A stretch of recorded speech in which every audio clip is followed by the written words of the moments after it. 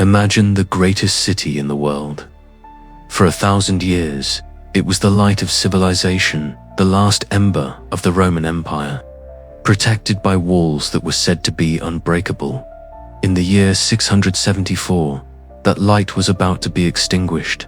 An unstoppable armada, the largest the world had ever seen, blockaded its shores. An army that had conquered half the known world was camped outside its gates. For the defenders of Constantinople, history was holding its breath. There was no hope of rescue. There was no escape. An empire and the future of the Western world was balanced on the edge of a knife. But deep within the city's heart, a secret was being prepared. A weapon born not of iron or stone, but of forbidden knowledge and sheer desperation. It was a liquid flame that clung to ships like a shroud, a fire that burned on water, a storm of pure destruction that defied the laws of nature. This is the story of the weapon that saved a civilization, and of the secret so powerful, so terrifying, it was destined to be erased from time. This is the story of Greek fire. The year is 674, on the shores of the Bosphorus Strait, where the continents of Europe and Asia reach out as if to touch. The city of Constantinople stands as the jewel of the known world. It is the queen of cities, the heart of a fading empire that still calls itself Rome. Its markets overflow with silk from the east and amber from the north. Its forums echo with the philosophies of ancient Greece. And above it all, the great golden dome of the Hagia Sophia seems to float between heaven and earth, a testament to 1,000 years of faith and power. But in this year, the 1,000-year legacy is under siege. The light of the world is trapped in a tightening circle of iron and fire. From the Sea of Marmara, an invading fleet stretches beyond the horizon, a forest of masts and dark sails that blots out the rising sun. This is the navy of the Umayyad Caliphate, a new and formidable power that has erupted from the deserts of Arabia, conquering everything in its path, from Persia to Egypt. Now it has come for the ultimate prize. On the Thracian plains before the city's western face, 1,000,000 campfires flicker in the dusk. The low murmur of an immense army, a constant, threatening hum. They have brought with them siege engines, vast stores of supplies, and an unshakable belief that it is their destiny to conquer this city and complete their mastery of the world. For a man standing on the Theodosian walls, the view is one of sublime terror. He is a soldier of the Byzantine theme, perhaps a farmer from Anatolia called to defend the capital. The wind coming off the sea is cold, carrying the scent of salt and the distant alien smell of the enemy camp. He rests a hand on the cool, solid stone of the parapet. These are not just walls, they are a legend. For centuries, they have repelled every foe. From the Huns to the Avars, they are a complex, three-tiered system of defense. A wide, deep moat, a low outer wall bristling with archers, and behind that, the colossal inner wall, nearly 40 feet high and studded with almost 100 towers. This layered defense has made Constantinople a fortress unlike any other. It is the shield of the empire. But looking out at the endless sea of tents, at the disciplined movements of the besieging army, even the strongest shield feels brittle. He and his comrades stand there, watch in grim silence, their prayers mingling with the whistling wind. They are outnumbered, outmaneuvered, and cut off. Inside those legendary walls, the vibrant life of the city has been replaced by a quiet, stifled dread. The Agosteion, the great public square, is no longer filled with merchants and orators, but with anxious citizens whispering for news. The once bustling Mazy, the main street of the city, sees only military patrols and solemn processions of priests carrying icons. Food is being rationed. The great granaries are emptying. Every day, the people look to the sea, hoping for the sails of a relief fleet that they know will never come. Their only true solace is found under the great dome of the Hagia Sophia. Here, thousands gather in the flickering candlelight, their faces upturned towards the vast mosaics of angels and saints. The air is thick with the scent of incense and the sound of ceaseless prayer, a river of devotion flowing up to a God who seems to have turned his face away. The great church has become the city's final sanctuary, its spiritual heart beating against the encroaching darkness in the sprawling complex of the great palace. Emperor Constantine IV meets with his generals. He is a young man, but the weight of his empire has aged him beyond his years. The news is always the same. The enemy has established a permanent naval base at Cyzicus, allowing them to maintain the blockade year-round.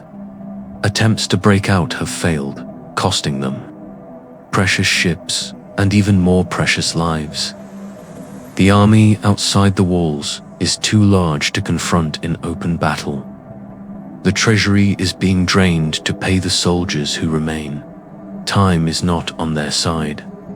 Winter will bring a brief respite, but it will also bring starvation closer. The generals, veterans of 100 battles, offer no solutions, only grim assessments. They have fought with courage. They have fought with skill, but they are facing a tide that cannot be stopped by courage alone. Beyond the walls, in the lavish command tent of the Caliph's general, confidence reigns. To him and his men, the fall of Constantinople is an inevitability decreed by God. They have studied the city's defenses. They have probed for weaknesses. Their blockade is absolute. They are methodical, patient, and utterly convinced of their victory. They know of the despair growing within the city. Their spies tell them of dwindling supplies and failing morale.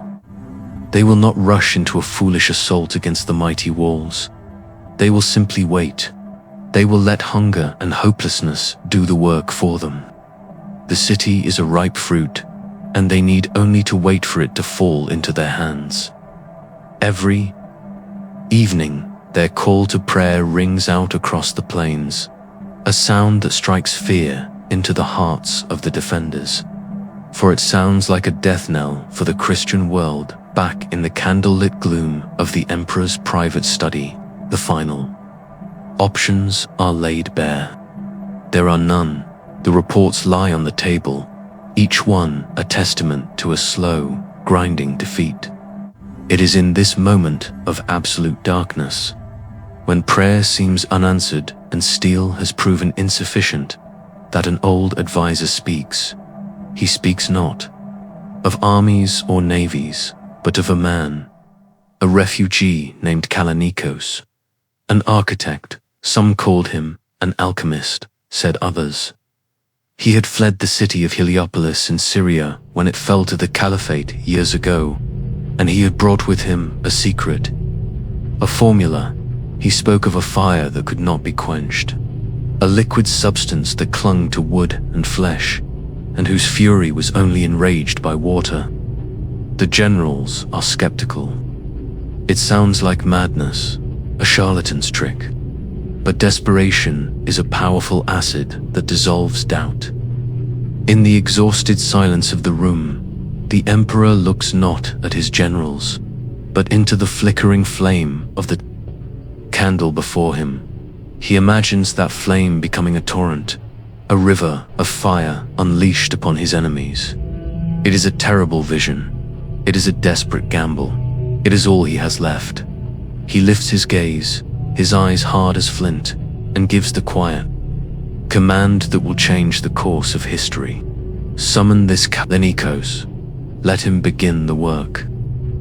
The winter of 674 fell upon Constantinople like a shroud. It was a season of biting winds and grey, unforgiving seas, a time that mirrored the cold dread in the city's heart. The great Umayyad fleet withdrew to its nearby base to wait out the storms, but the siege did not truly end. The blockade remained, a phantom presence that haunted the horizon, and the army on the plains was a constant, brooding threat. Inside the walls, the city held its breath. The dwindling food supplies were the talk of the markets, and the emperor's order to begin work on a new, secret weapon was a whisper in the halls of power. A rumor that offered a sliver of hope so thin it was almost indistinguishable from fear. For the city's fate now rested not in the hands of its soldiers, but in the clandestine workshops of a single man. The refugee Kalanikos, away from the public eye, in vaulted cellars and heavily guarded docks near the Neorian harbor, a strange and dangerous work was underway. These were not the forges of a typical armory, ringing with the sound of hammers shaping steel. These places were silent, filled with an acrid smoke that stung the eyes and a collection of bizarre apparatus. Clay pots bubbled with thick, resinous liquids. Distillation coils dripped mysterious oils. Workers, sworn to absolute secrecy on pain of death, moved with a nervous caution, mixing powders and earths under the watchful, obsessive eye of Kalanikos. He was a man possessed, working day and night, his robes stained with chemicals, his hands scarred by minor burns. He was practicing a dark and forgotten art, a form of alchemy that straddled the line between science and magic, chasing a formula that existed only in his memory and ancient, crumbling texts. Simultaneously, the pride of the Byzantine navy, swift warships known as Dramongs, were undergoing a strange transformation. Shipwrights, working from cryptic designs provided by Kalanikos, were tasked with installing a bizarre and unprecedented device at the prow of a select few vessels. It was a complex mechanism of pumps and leather hoses, all leading to a large, bronze nozzle, often shaped like the head of a roaring lion or a mythical beast. The sailors watched this work with a mixture of suspicion and curiosity. They were the finest seamen in the world, masters of ramming tactics and naval archery. But this was something wholly new. This was not a weapon they could understand. They were told nothing of its purpose, only that they were to train in operating. The powerful hand pumps on command, building up pressure within the sealed tanks below deck. They were preparing for a new kind of war, a war they could not yet imagine. As the ice receded and the days grew longer, spring brought a renewed ferocity to the siege. The Umayyad fleet returned in full force, confident that another season of relentless pressure would finally break the city's will. Their attacks on the sea walls grew bolder. Their patrols choked off the last trickles of supply. The mood within the palace grew desperate. The moment of decision had arrived. In a final war council, the emperor's generals laid out the stark reality. Their own fleet was a shadow of its former self, too small to challenge the enemy in a conventional battle. The city could not endure another year.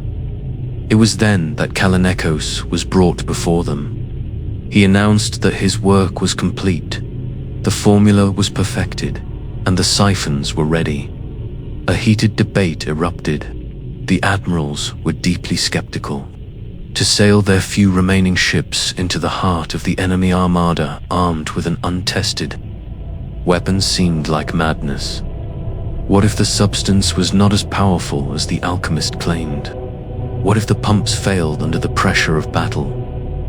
What if, in the chaos, a single stray spark ignited their own ships, turning their last hope into a fleet of floating pyres? The risks were immense, but Emperor Constantine IV saw the truth with chilling clarity. Inaction was not a risk, It was a guarantee of annihilation. He looked at the faces of his commanders, and then he made the choice that would define his reign. It was a gamble for the soul of the empire. "Prepare the fire ships," he commanded, his voice quiet but firm. "We sail at dawn." The next morning, the sun rose on a sea of breathtaking tension. The entire Umayyad fleet, hundreds of vessels, had arranged itself in a formidable crescent, preparing for another assault. From the Golden Horn, a small Byzantine squadron emerged. It was a pitifully small force, barely 24 draw monks, sailing in a tight, determined formation. To the Umayyad commander watching from his flagship, it looked like a final, suicidal act of defiance. He gave the order for his fleet to advance, to surround and crush this pathetic remnant once and for all. His sailors laughed and prepared their grappling hooks, eager for the slaughter. They saw the strange bronze beasts mounted on the prows of the Byzantine ships, but thought nothing of them, dismissing them as primitive scare tactics. The two fleets drew closer. The air grew thick with the sounds of war horns and the shouts of thousands of men. The Byzantine ships did not slow. They did not attempt to flank or maneuver. They sailed straight towards the heart of the enemy crescent, a spear aimed at the chest of a giant. On the lead drawman, the ship's captain watched the enemy vessels loom larger, his knuckles white as he gripped the railing. He waited for the signal. He could see the arrows of the enemy archers beginning to fall around them. The moment was now. The Emperor's flag dropped. The captain turned and screamed. The order pump. Below deck, sailors threw their entire weight onto the handles of the great pumps. The mechanism groaned, building pressure. On the foredeck, a man stood by the bronze lion's head, his hand on a lever. He could feel the vibrations, the barely contained power thrumming through the device. He aimed the nozzle at the largest of the approaching enemy warships. Now, the captain roared. The operator threw the lever. What happened next was beyond comprehension. It was not a catapult launching a pot of oil. It was not an archer firing a flaming arrow. From the bronze gullet of the lion, a roaring, churning torrent of liquid light erupted with a deafening hiss. It was not merely fire. It was a living, breathing monster of flame that leaped across the waves. The stream struck the enemy ship squarely on its deck. The effect was instantaneous and absolute. The dry timber of the ship did not catch fire. It exploded. Sails vanished in a flash of heat. Men were turned into living torches, their screams silenced almost as soon as they began. The most terrifying thing was the nature of the substance itself. It was thick and sticky, clinging to every surface, to wood and rope and flesh, and inescapable. Burning shroud panic erupted in the Umayyad fleet. Before they could process what had happened to their lead ship, the other draw monks unleashed their own streams of liquid damnation. The sea itself became a battlefield of fire and chaos. Sailors on the burning ships leaped into the water seeking relief, but the horror only intensified. The liquid flame did not die in the water. It floated, it spread. It continued to burn with a furious, demonic energy, turning the surface of the sea into a vision of hell. The disciplined crescent of the armada dissolved. There was no strategy, no order, only a desperate, primal instinct to flee. Ships crashed into one another as they tried to turn away. The fire leaped from one vessel to the next, a hungry contagion that could not be stopped. From his flagship, the Umayyad commander watched, his face a mask of disbelief. He was a veteran of countless victories, a man who had never known fear in battle. But what he was witnessing was not war. It was sorcery. It was the wrath of a god he did not know. His perfect fleet, the pride of the caliphate, was being unmade. Before his eyes, not by a superior force, but by a weapon that defied all logic and law of nature. The sounds that reached him were a symphony of destruction. The shriek of burning wood, the roar of the flames, the terrifying screams of his men. And underneath it all, the triumphant, almost disbelieving shouts of the Byzantine sailors as they wielded their newfound power. As quickly as it began, it was over. The surviving ships of the Umayyad fleet, broken and terrified, turned and fled, scattering in every direction. Behind them, they left a graveyard of fire. The sea was a blackened mirror, littered with the charred, skeletal remains of dozens of ships, many still burning with the strange, persistent fire. A thick, oily smoke choked the air, turning the bright morning sky into a toxic twilight. On the walls of Constantinople, the thousands of citizens and soldiers who had been watching in breathless terror fell into a stunned silence. They had been praying for a miracle. They had received one. It was not a gentle, angelic intervention, but a terrifying and awesome display of destructive power. They had been saved, but they were also humbled by the terrible weapon that had been born from their desperation. That day, a legend was forged in the fires on the Sea of Marmara. The enemies of the empire would speak of it in hushed, fearful whispers. They would call it the fire of the Romans, the sea fire, the liquid fire. But to history and to the empire it would guard for centuries to come. It would be known by one name, Greek fire. In the wake of the miraculous victory, a wave of euphoric relief washed over Constantinople. The city, which had braced itself for martyrdom, erupted in celebration. For the first time in years, the great bells of the Hagia Sophia and the 1,000 other churches of the capital rang not with alarm, but with joyous triumph. The people poured into the streets, embracing one another, their faces wet with tears of gratitude. Great services of thanksgiving were held, where the emperor and the patriarch stood side by side, giving thanks to God for delivering their city from the brink of annihilation. The victory was hailed as a divine miracle, a clear sign that Constantinople was indeed the city of God, protected by the Virgin Mary herself. The charred remains of the enemy fleet that washed ashore were seen as proof of a divine fury unleashed upon the unbelievers. Publicly, the narrative was one of faith and heavenly intervention. But behind the locked doors of the great palace, the mood was far more pragmatic and infinitely more secretive. The emperor and his inner circle understood the truth with a sobering clarity. They had not been saved by an angel, but by an alchemist.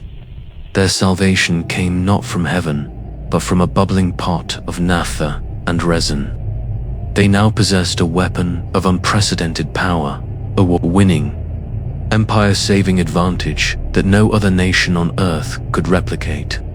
And in that realization, the nature of the weapon changed. It ceased to be merely a tool of war and became the most valuable, most sensitive, and most fiercely guarded secret in the entire empire. The public could have their miracle, the state would have its secret. The immediate challenge was no longer winning the war, but protecting the knowledge that had allowed them to win. And at the center of that secret stood one man, the enigmatic figure who would emerge from the shadows to deliver them. Kallinikos of Heliopolis. The name was whispered with awe in the highest circles of power, but it was never spoken aloud to the public. History tells us almost nothing of the man himself. And this silence is perhaps the greatest testament to the success of the Byzantine state in guarding its newfound treasure. He was a ghost, a footnote in the grand narrative, yet his actions reshaped the world. To understand his secret, we must first travel back to his home, to the ancient city of Heliopolis, the city of the sun, known today as Baalbek in Lebanon. It was not a place like any other. For millennia, it had been a crossroads of empires and ideas, a center of worship where Canaanite deities were overlaid with Greek and Roman gods. Its most striking feature was a colossal temple complex, built by the Romans on a scale that beggared belief, with stones so large that later generations would claim they were moved by giants or angels. This was the world that shaped Caliph. He was not a Roman from the heart of Italy or a Greek from Athens. He was a Hellenized Syrian, a product of a region where the scientific and philosophical knowledge of the classical world had seeped deep into the local culture. He would have been an architect or an engineer, a man who understood chemistry and physics not through the lens of abstract theory, but through practical application. He was a keeper of old knowledge in a city famous for its ancient secrets. When the armies of the Caliphate swept through Syria, his world was shattered. He became one of countless refugees fleeing the conquest, a man who had lost his home, his past, and his future. But unlike the others, who carried with them only their families and meager possessions, Callinicos carried something intangible and infinitely more potent. He carried a formula in his mind. His desperate journey to Constantinople was not merely the flight of a displaced person. It was the migration of an idea, a dangerous piece of knowledge traveling across a collapsing world, searching for a patron who could give it form and purpose. When he arrived in the capital, a key had found its lock at the precise moment of history's greatest need. After the victory, he was not paraded as a hero. He was given a new life, a comfortable one, but one lived entirely in the shadows, his expertise now the exclusive property of the emperor. Callinicos the refugee was gone. In his place was a living state secret. But where did a man like Callinicos acquire such devastating knowledge? It is highly unlikely that he invented it from scratch. The formula for Greek fire was too complex, too refined. It was not an invention, but the culmination of a long and mostly forgotten history of incendiary science. To find its roots, we must look further back, to the intellectual furnace of the ancient world, the great city of Alexandria in Egypt. For centuries, Alexandria was the undisputed center of global knowledge. Its legendary library and museum were not just repositories for books. They were a vibrant research institution where the greatest minds of the age studied everything from astronomy to mechanics to chemistry. It was in the workshops and laboratories of Alexandria that the science of fire was systemically studied. Thinkers like Hero of Alexandria experimented with the power of steam and pneumatics, mastering the principles of pressure that would one day be essential for the siphons of Greek fire. Alchemists, in their mystical quest to turn lead into gold, made crucial discoveries about the properties of distillation, of sulfur, of petroleum distillates like naphtha. It is almost certain that recipes for advanced incendiary weapons, weapons far more potent than simple flaming arrows, were recorded and refined on the papyrus scrolls of the Great Library. But as the Roman Empire declined and the library itself suffered a long, slow death by fire, neglect, and purging, this knowledge was scattered and seemingly lost. Yet, knowledge is harder to kill than a city or an empire. While the great institution was gone, fragments of its wisdom survived. They were carried away by scholars and craftsmen, passed down through secretive guilds and family lines, preserved in isolated monasteries or in old cosmopolitan cities. Like Heliopolis, the full, interconnected body of science was gone, but individual pieces of the puzzle remained. like embers glowing in the ruins of a great fire. Callinicus was not a magician who created something from nothing. He was a brilliant synthesist, a man who possessed one or more of these crucial surviving fragments of Hellenistic science. He understood the properties of crude oil, the secrets of creating pressure, and the art of combining resins to make the mixture sticky and stable. He was the final link in a chain of knowledge stretching back 1,000 years to the Golden Age of Alexandria. He did not invent the fire. He resurrected it. Back in Constantinople, the emperor and his advisors understood this legacy. They now held a power that had been lost for centuries, and they would not allow it to be lost again. The process of protecting the secret began immediately and was brutally efficient. First, the knowledge was compartmentalized. The laborers who gathered the raw materials, the sailors who operated the pumps, the engineers who forged the bronze siphons, none of them knew the full picture. Each group was given only the information necessary for their task. The men who mixed the volatile ingredients in those secret cellars followed a strict recipe, like bakers following a formula for bread, without ever understanding the chemistry behind it. Second, the complete formula was entrusted to an incredibly small number of people. It is believed the secret was held by a single family, bound by a sacred oath to the emperor, and passed down directly from father to son. To reveal any part of the formula, to even speak of its composition to an outsider, was the highest form of treason, punishable by a swift and agonizing death. Finally, the secret was wrapped in a cloak of religion. The Byzantines propagated the story that the formula for Greek fire was not a human invention at all, but was delivered to the first Christian emperor, Constantine the Great, by an angel of God.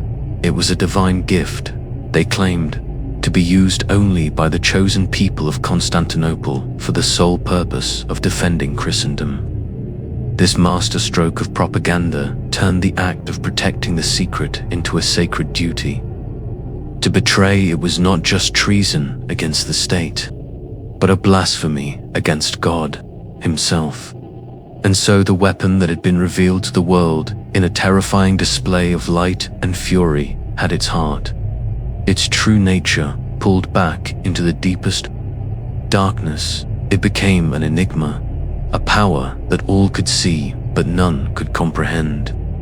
The secret of Greek fire was now locked away, not behind stone walls, but behind walls of faith, fear, and absolute loyalty, destined to become one of history's most enduring and tantalizing mysteries.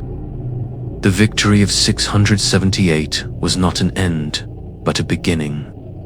It marked the dawn of a new age for the Byzantine Empire, an age defined not by territorial expansion, but by strategic survival, technological supremacy, and the ever-present threat of its liquid fire.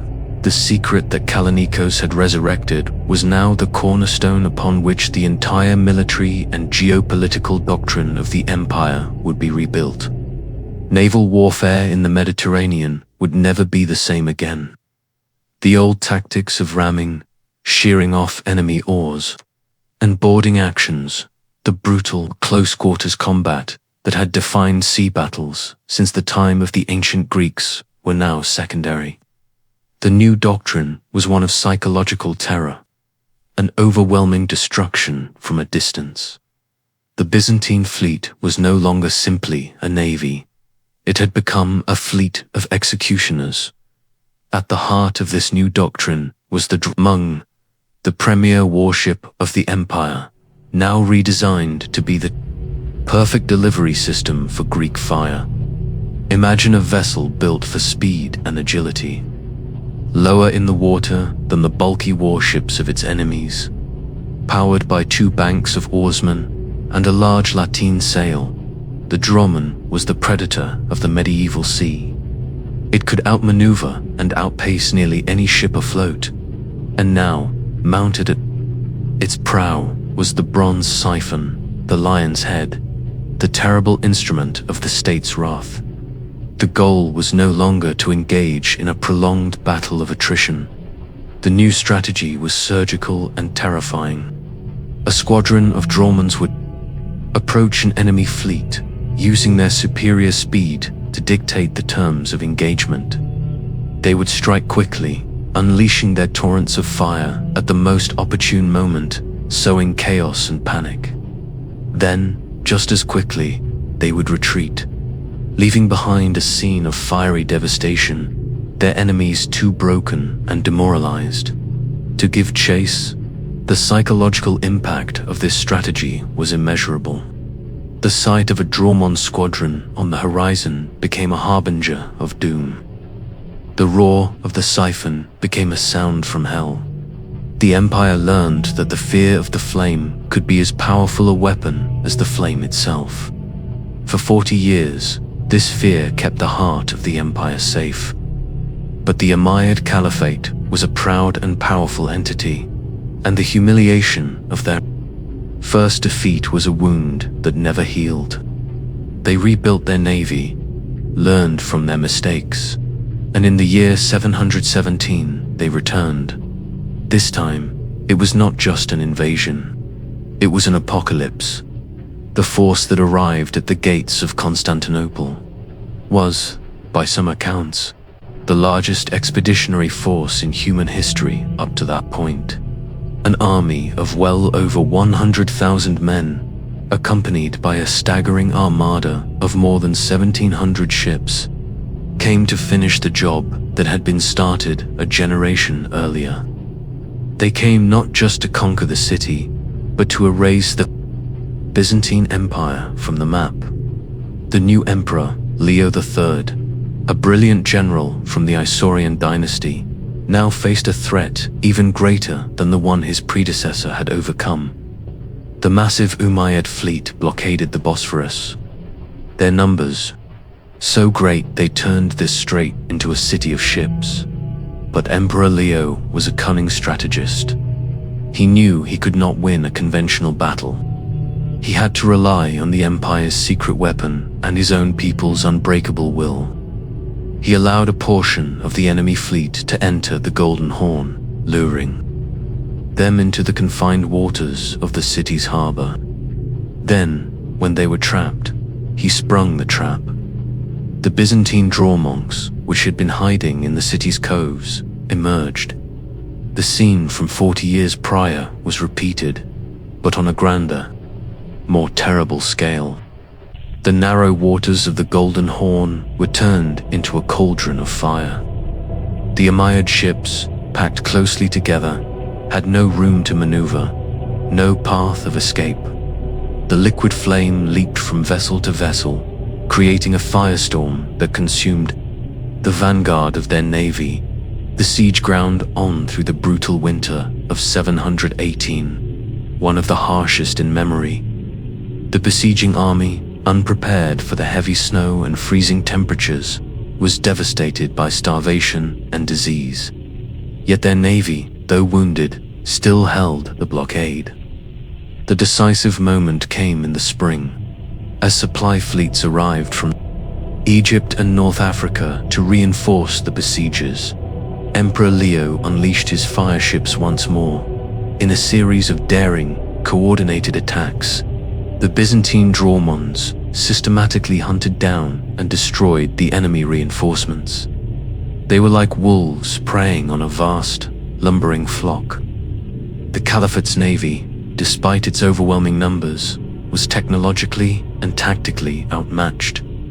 The destruction was so complete that it broke the back of the invasion. The siege was lifted. The remnants of the great armada that attempted to sail home were largely destroyed by a volcanic eruption and a violent storm. A final act of nature that seemed to seal their divine punishment. The victory of 718 was even more significant than the first. It permanently halted the Caliphate's advance into southeastern Europe, solidifying the border between Christendom and Islam for centuries. And once again, it was the secret of the liquid fire that had been the ultimate defender of the realm. The world, however, does not stand still, and new threats inevitably arise from different corners of the map. From the cold rivers of the north, a new type of enemy began to appear at the city's gates. The Rus, these were fierce warriors, the ancestors of Russians and Ukrainians, who sailed down the Dnieper River in vast fleets of small, shallow-draft canoes called monoxilla. They were raiders, not conquerors, and their tactics were based on speed and overwhelming numbers. These small, fast boats presented a different challenge than the large, slow warships of the Arabs. To counter this new threat, the Byzantine military adapted its secret weapon. Alongside the large, ship-mounted siphons, they developed a smaller, portable version, the charisiphon or hand siphon. This was, in essence, the world's first flamethrower. Imagine a soldier on the battlements of the sea walls, or on the deck of a dromung, holding a device that could project a stream of Greek fire at an approaching enemy vessel or a boarding party.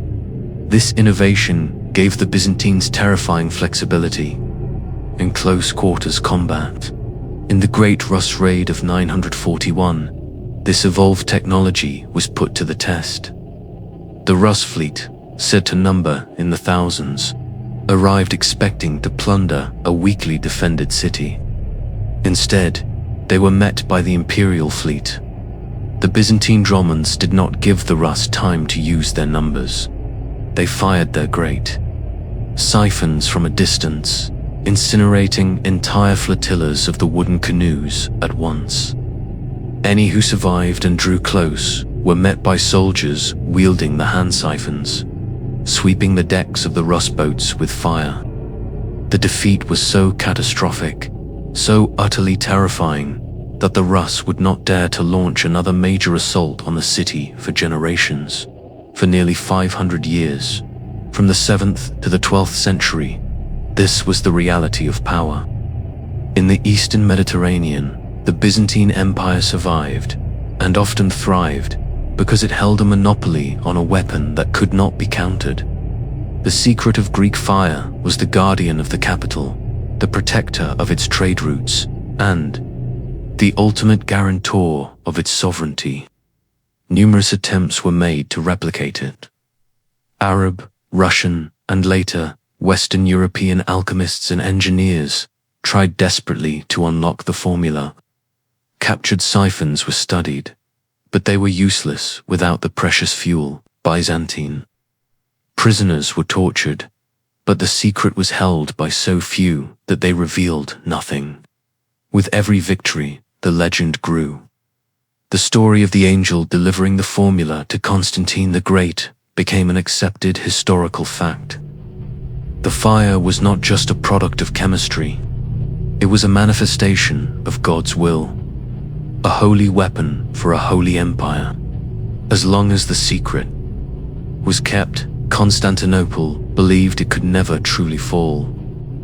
For centuries, the fire of the Byzantines remained an absolute enigma. It was a weapon that defied not only enemy fleets, but the very laws of nature as they were understood at the time. Its existence created a technological arms race that was entirely one-sided. The greatest minds of the Islamic world, a civilization that was simultaneously experiencing its own golden age of science, worked tirelessly to replicate the formula. Captured Byzantine sailors were interrogated, sometimes tortured. Wrecked dromungs were salvaged from the seabed, their strange bronze siphons painstakingly disassembled and studied.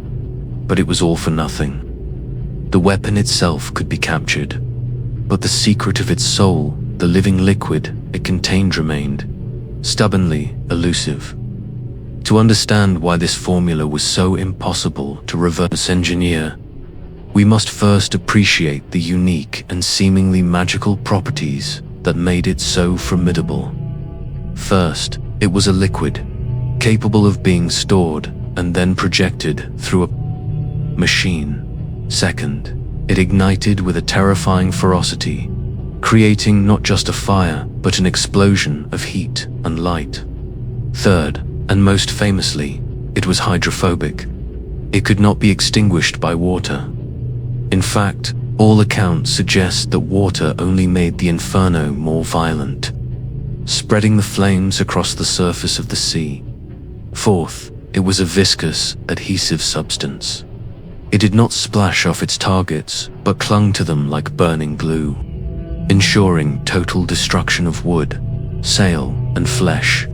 Finally, it produced an immense amount of thick, choking smoke, adding a chemical warfare dimension to its already terrifying physical effects. It also produced a loud, roaring sound, which led some to call it a manufactured thunderbolt. Any successful formula would have to account for all of these properties.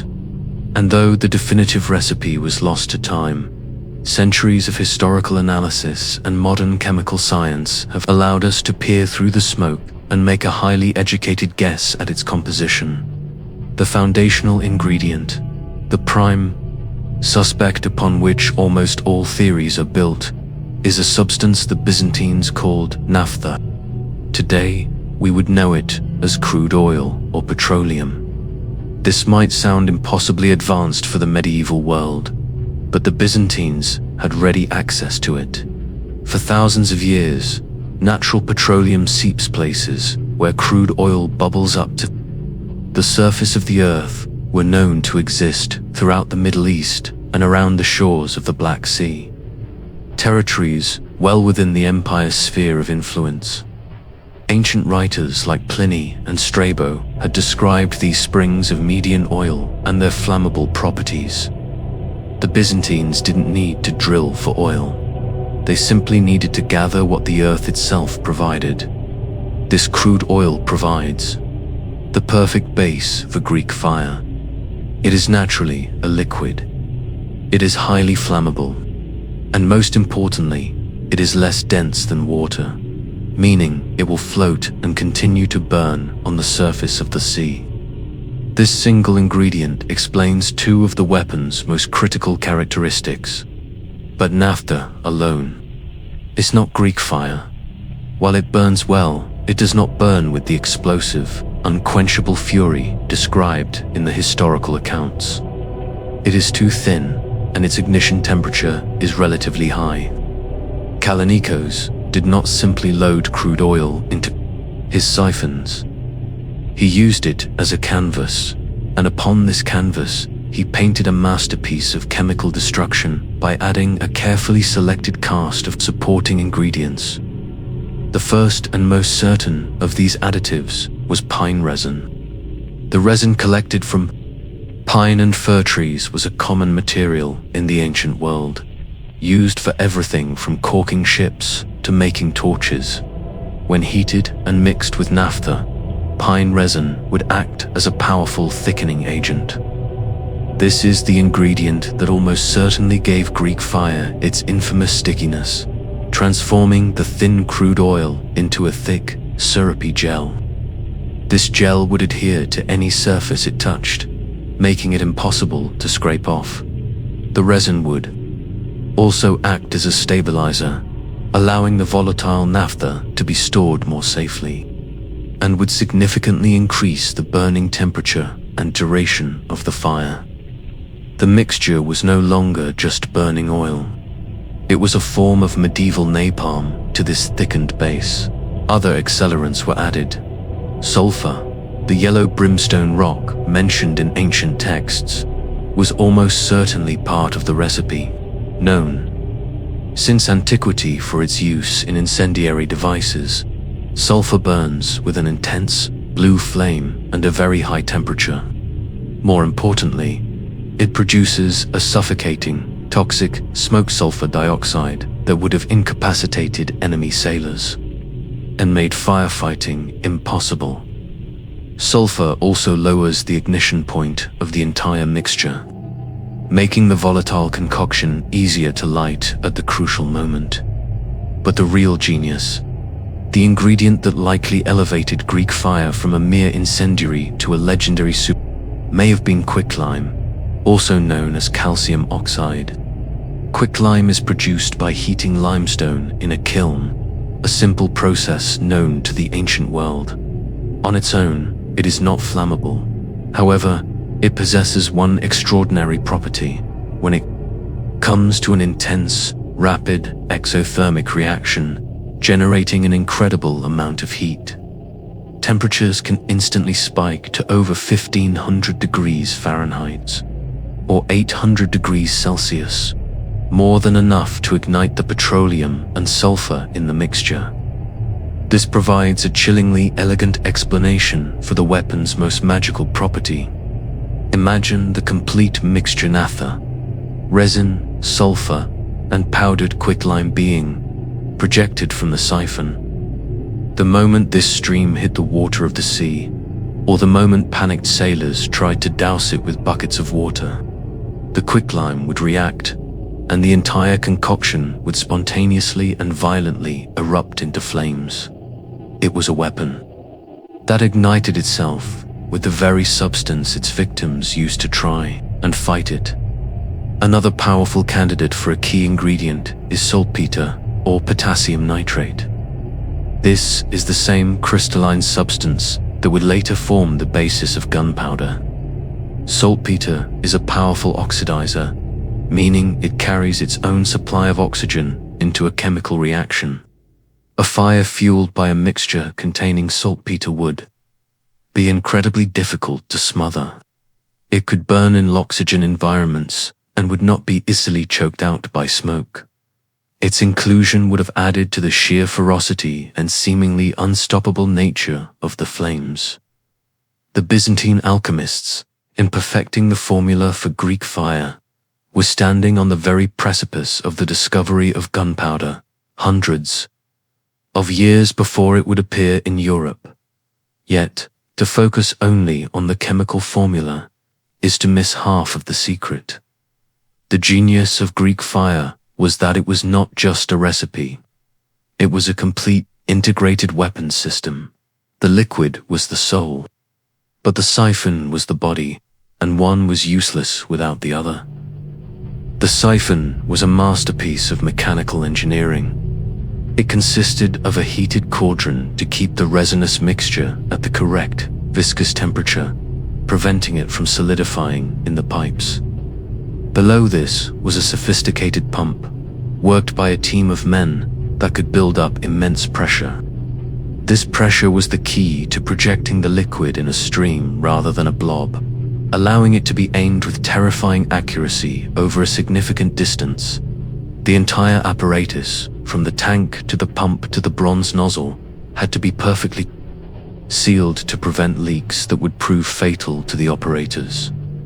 To wield Greek fire was to command a controlled, continuous explosion. It was an incredibly dangerous task, requiring an elite, highly trained crew who understood the machines, every groan and hiss. The true secret of Greek fire, then, was not a simple list of ingredients. It was the synergy of advanced chemistry and sophisticated engineering, a combination of knowledge and practice that was centuries ahead of its time. It was this entire system, the formula, the machine, and the men trained to use it that had to be protected. And it was this same complexity that would ultimately make the secret so tragically fragile. By the turn of the first millennium, the Byzantine Empire and its secret fire seemed like permanent fixtures of the world. For over 300 years, the liquid flame had been the empire's ultimate guardian. The secret had been kept, the enemies had been burned, and the city of Constantinople had endured. The process of creating and deploying Greek fire had become a well-oiled, albeit hidden, part of the imperial machine. There were the secret workshops, funded directly by the emperor's treasury. There was the hereditary family of chemists and engineers, the lamproi, or the bright ones, as some scholars suggest they were called, who preserved and refined the formula. And there were the elite crews of the imperial monks, men who were trained for years to handle the dangerous and complex machinery of the siphons. The weapon was an institution, a symbol of Byzantine power, as potent and as permanent as the golden mosaics of the Hagia Sophia. But permanence is an illusion. Secrets, especially those of a complex technological nature, are not inert objects that can be locked in a vault and forgotten. They are fragile, living things. They require a constant supply of the right resources, a stable environment in which to thrive, and a dedicated line of guardians to protect them. They are like a sacred flame that must be continuously tended. If the fuel supply is cut, if the temple is desecrated, or if the keepers of the flame are lost, even the brightest fire will eventually flicker and die. And for the Byzantine Empire, a long, slow series of catastrophes was about to begin, each one cutting away at the foundations that kept their sacred fire burning. The first cracks in the armor were geopolitical. The empire began to lose the one thing that had sustained its power for centuries: territory. The disastrous Battle of Manzikert in 1071 saw the Byzantine army crushed by the Seljuk Turks, leading to the loss of most of Anatolia. This vast peninsula was not just the primary recruiting ground for the army. It was the empire's industrial and agricultural heartland. Crucially, many of the remote, mountainous regions of eastern Anatolia and the Caucasus were the likely sources for the specific types of crude oil and other rare minerals needed for the Greek fire formula. The supply chain that had been secure for centuries was now severed or fell under the control of a hostile power. The fuel for the flame was becoming scarce.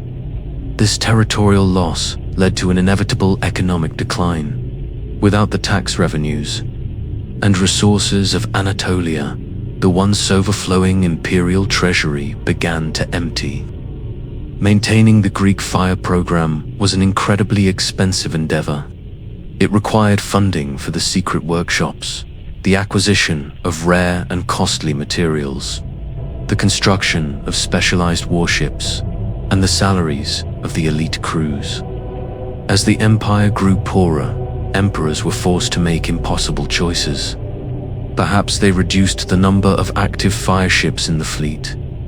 Perhaps funding for research and development was cut, stifling any further innovation on the weapon system. The complex machine began to rust from a lack of resources. The flame was being starved. Then came the mortal blow. It did not come from the Muslim caliphates of the east or the Bulgar hordes of the north. It came, tragically, from the Christian West.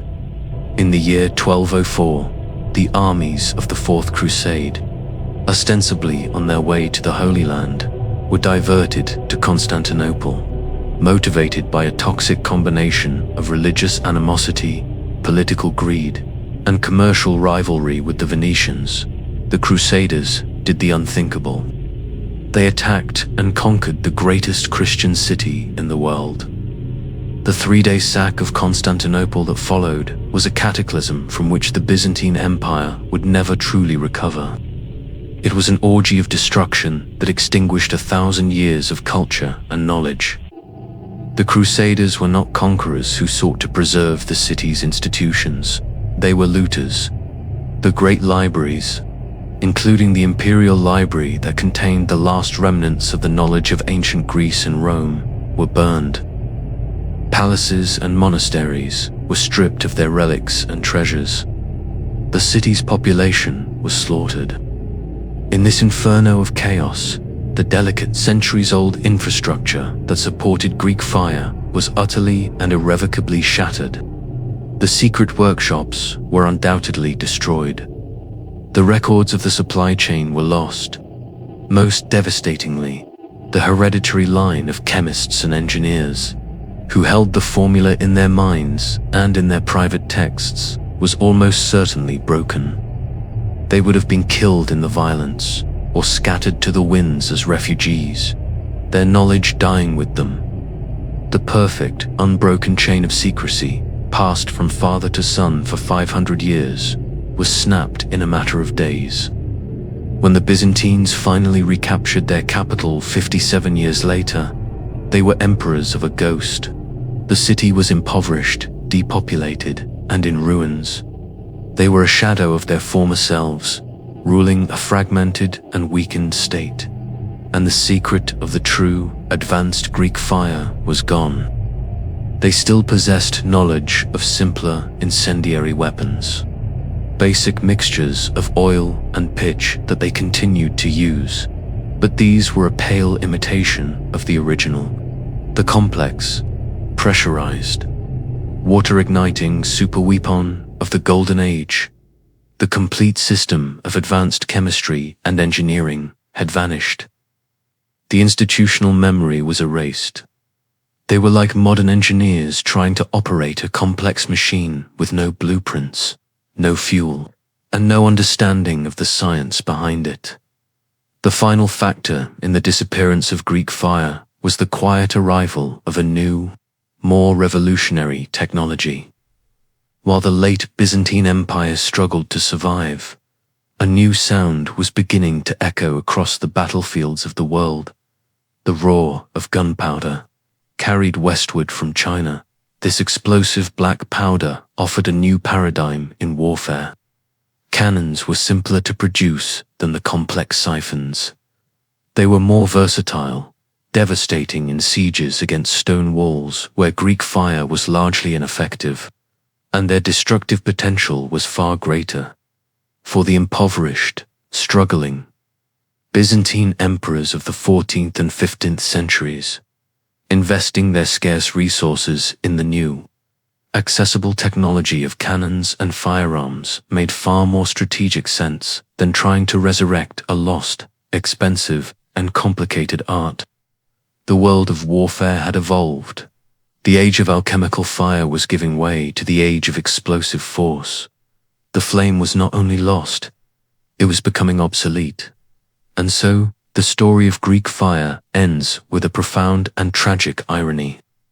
The very thing that had made it the perfect weapon, its absolute secrecy, was the direct cause of its extinction. Because the knowledge was never widely recorded, because it was compartmentalized and entrusted to only a handful of souls at any one time, it was fatally fragile. It had no redundancy. Unlike the knowledge of building a cathedral or writing a philosophical treatise, it could not be rediscovered from scattered texts. When the keepers of the flame were extinguished, the fire went out with them, forever. They had created the perfect secret, a secret so well kept that it ultimately took itself to the grave, leaving behind only a legend and the lingering smell of sulfur and smoke in the pages of history. The year is 1453. On the same shores where Callinicus's fire had once saved a civilization, a new and final drama is unfolding. The city of Constantinople, a shadow of its former glory, is now the last bastion of a Roman legacy that has endured for over 2,000 years. It is an island in a sea of enemies, a tiny remnant of a once great empire, now surrounded by the vast and powerful Ottoman Empire.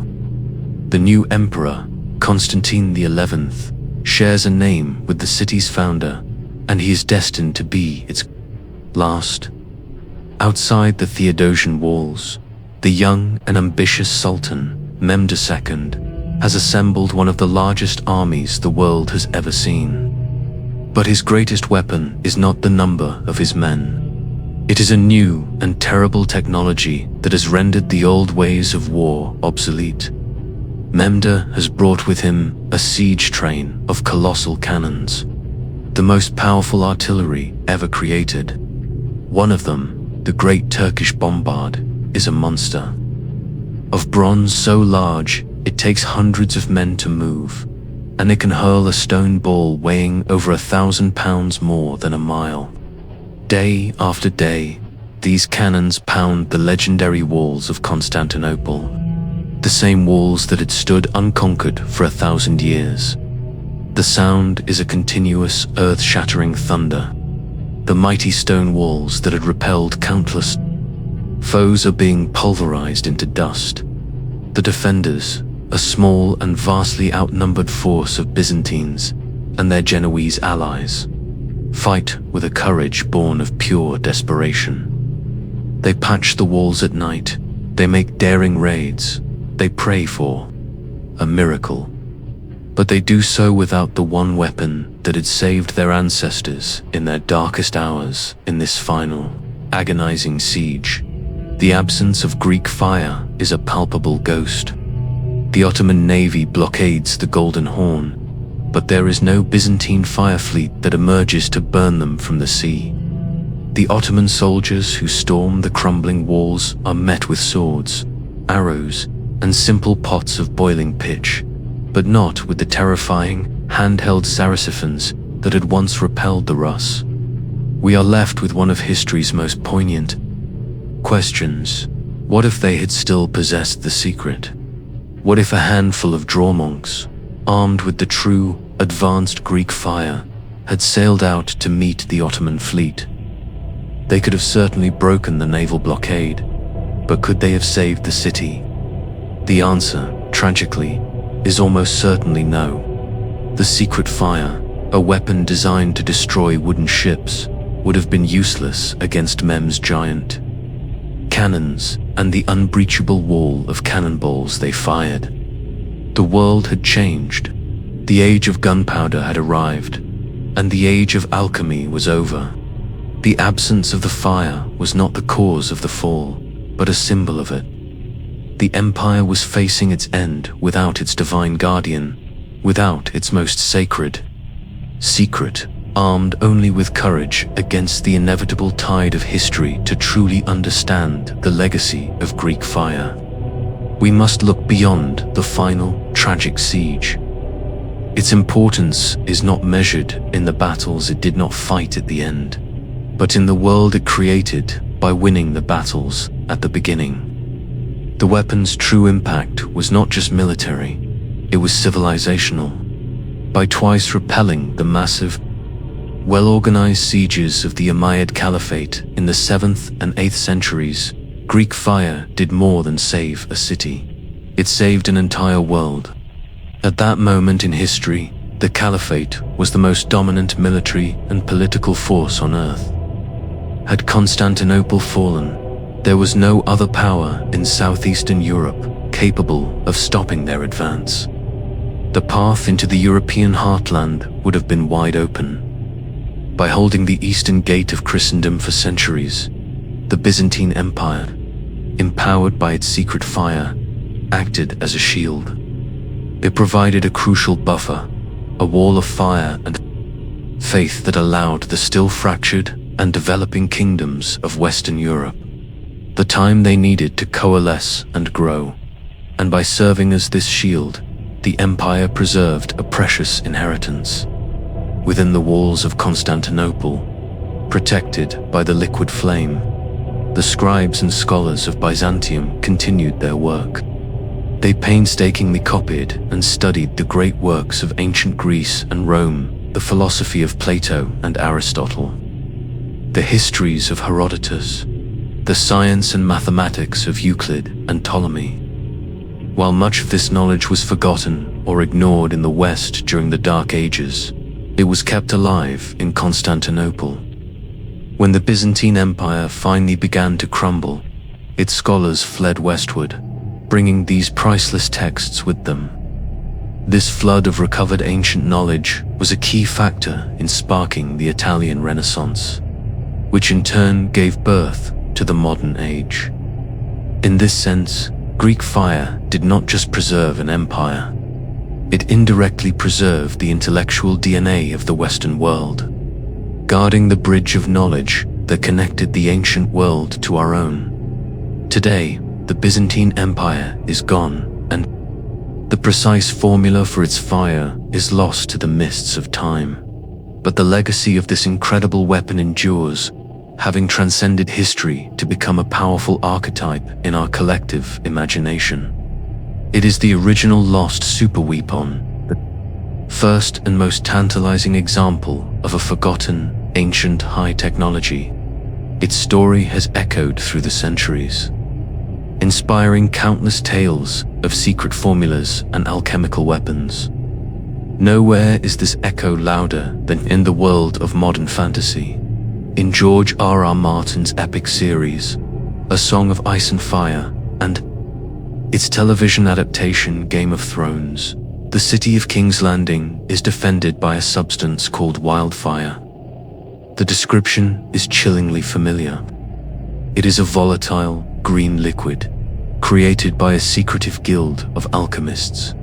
It is launched at enemy fleets, where it explodes with terrifying force, clings to ships and men, and cannot be extinguished by water. It is, in every detail, a direct and conscious homage to the historical reality of Greek fire, the Battle of the Black Water.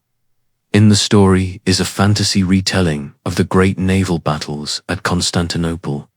Through this, millions of people who have never studied Byzantine history have witnessed a faithful recreation of its most legendary weapon, ensuring the legend of the liquid fire will live on for a new generation. The story of Greek fire is ultimately a story about human ingenuity in the face of annihilation. It is a reminder that for centuries, the fate of an empire and the course of world history was dependent on a secret held in the minds of a few anonymous chemists. The flame itself is long gone. No one knows the precise combination of resin and quicklime. No one knows the exact engineering of the siphons. It exists now only as a ghost in the historical record, a whisper in the chronicles of a time when men could create a fire that burned on water. The empire is dust, the city has a new name, and the keepers of the flame are gone. But the legacy of their terrible, beautiful, and world-changing secret will burn forever. Thank you for spending your time with me tonight, here at the Bedtime Historian. If you found the tale of Greek fire as fascinating as I do, please consider showing your support with a like, and perhaps share this story with someone else who appreciates the deeper mysteries of our past. I'm always curious to hear from you. What other lost technologies or forgotten chapters of history whisper to you in the quiet hours? Please leave your thoughts and suggestions in the comments below to ensure you never miss our next journey into the archives of the past. I would be honored if you would subscribe and click the notification bell. Until next time, may your dreams be filled with the echoes of history.